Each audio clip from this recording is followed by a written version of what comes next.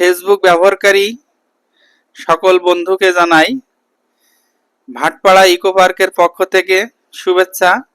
আমি এখন অবস্থান করছি মেহেরপুর জেলার গাংনী উপজেলার সাহারভাটি ইউনিয়নের ঐতিহাসিক ভাটপাড়ায় ইকো পার্কে।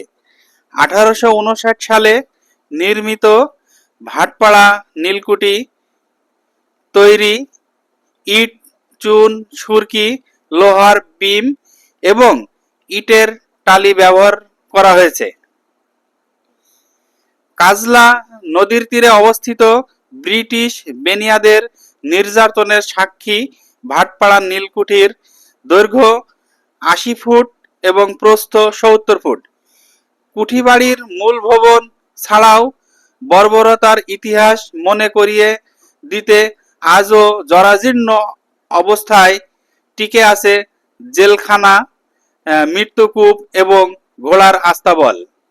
প্রায় 27 একর জমির উপর প্রতিষ্ঠিত ভাটপাড়া কুঠিবাড়ি বর্তমান আয়তন কমে গেলেও অবশিষ্ট জায়গাতে 2017 সালে মেহেরপুরের জেলা প্রশাসক ডিসি ইকো পার্ক প্রতিষ্ঠা করে। ভাটপাড়া নীলকুঠি ঘিরে ডিসি ইকো পার্কে আছে কৃত্রিম লেক, বিভিন্ন প্রাণীর ভাস্কর্য, ঝর্ণাধারা, খেলাধুলার সরঞ্জাম ও ফুলের বাগান। যে কোনো পর্যটক স্থান আমাদের দেশের সকল প্রকৃতি ও সৌন্দর্যের জন্য ক্ষতিকর এমন কিছু করা থেকে বিরত থাকব, অন্যদেরকেও উৎসাহিত করব।